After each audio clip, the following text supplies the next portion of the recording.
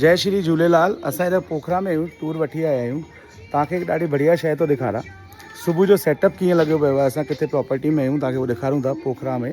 ॾिसो, सुबुह जा 7:30 थिया आहिनि। असां मुक्तिनाथ लाइ वञूं ऐं असांजा सिंधी जय झूलेलाल। असांजो सुबुह जो ब्रेकफास्ट आहे। असां मुक्तिनाथ पिया वञूं। तव्हां ॾिसो ब्रेकफास्ट में मेन्यू, सुबुह जो मेन्यू अथव ब्रेकफास्ट जो।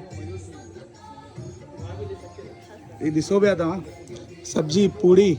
नेपाल में हुआ है उपमा, पास्ता, जूसेस, फ्रूट्स। हुआ नेपाल में इंडियन फूड ॾाढो घटि मिलंदो आहे वेज, पर इंडियन फूड ॾाढो मुश्किल मिलंदो आहे। पर ॾाढो सुठो ही प्रॉपर्टी आहे जिते असां कांतीपुर में रोकिया आहियूं ऐं थोरो सो प्रॉपर्टी खे ॾिसी गोवा जहिड़ो फील ईंदो आहे। हूअं त हेठि रेस्टोरेंट में सेटअप कराईंदा आहियूं, अॼु थोरो ॿाहिरि गार्डन में सेटअप करारायो आहे। तव्हां ॾिसो, पोखरा ॾाढो मज़ो अची वियो 2 ॾींहं।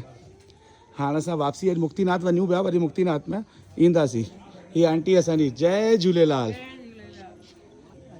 ही साम्हूं प्रॉपर्टी हुई जिते असां रुकियासीं, स्वीट्स हुआ हेठि रूम्स। ऐं आंटी जय झूलेलाल। इहा अंकल ऐं आंटी असांजा भुसावल मां आहिनि। ॾाढो प्यारो मज़ो पियो अचे, इंजॉय पिया करनि। आंटी कीअं पियो अचे मज़ो? अचो ब्रेकफास्ट करो। असांजा दादा भोपाल मां बि आहिनि, अञा रूम में आहिनि। ऐं ॾाढो प्यारो ॾिसो ही गार्डन है, ॾिसो व्यूज़ ॾिसो सॼो। ब्रेकफास्ट टाइमिंग भी हले, ब्रेकफास्ट भी हले। जय झूलेलाल।